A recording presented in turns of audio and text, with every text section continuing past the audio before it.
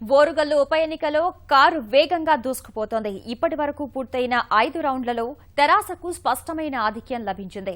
6వ రౌండ్లోనూ ఆ పార్టీ ముందంజలో కొనసాగుతోంది. ఆ పార్టీ అభ్యర్థి పస్నూరి దయాకర్ భారీ ఆధిక్యం దిశగా సాగుతున్నారు. తర్వాతి స్థానాల్లో కాంగ్రెస్, భాజపా అభ్యర్థులున్నారు. 482 పోస్టల్ బ్యాలెట్లకు గాను 4 పోలయ్యాయి. ఆ 4 కాంగ్రెస్ అభ్యర్థి సర్వే సత్యనారాయణకే వచ్చాయి. ఓరుగల్లు పార్లమెంట్ స్థానం పరిధిలో 7 నియోజకవర్గాలు ఉండగా ఓట్ల లెక్కింపు 22 రౌండ్లలో జరగనుంది. మధ్యాహ్నం 2 గంటల్లోపు తుది ఫలితం వెల్లడయ్యే అవకాశం ఉంది.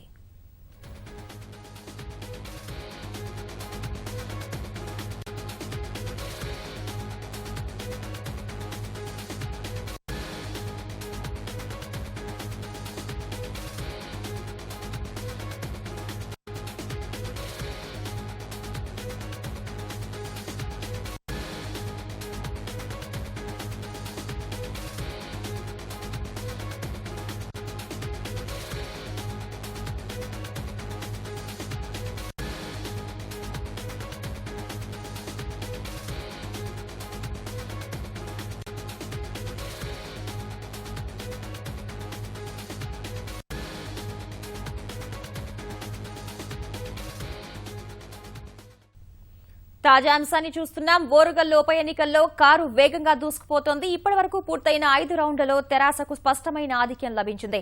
6వ రౌండ్లోనూ ఆ పార్టీ ముందంజలో కొనసాగుతోంది.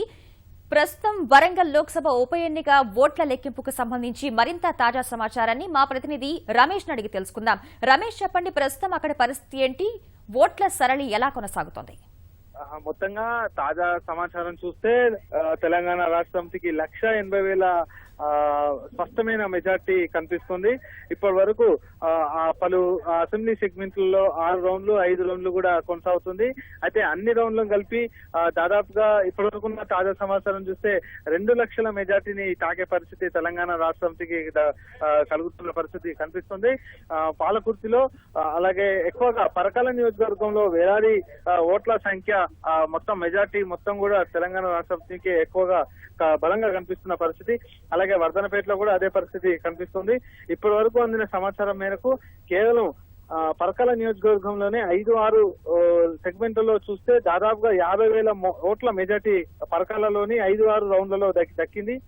కేవలం ఈ 2 రౌండ్లలోనే తెరాసకు 50,000 ఓట్ల మెజార్టీ దక్కడం విశేషం. ఈ రకంగా చూస్తే మొత్తంగా ఈ మొత్తం ప్రక్రియలో ఇప్పటికున్న తాజా సమాచారం చూస్తే కాంగ్రెస్ పార్టీ 2వ స్థానంలో, భారతీయ జనతా పార్టీ 3వ స్థానంలో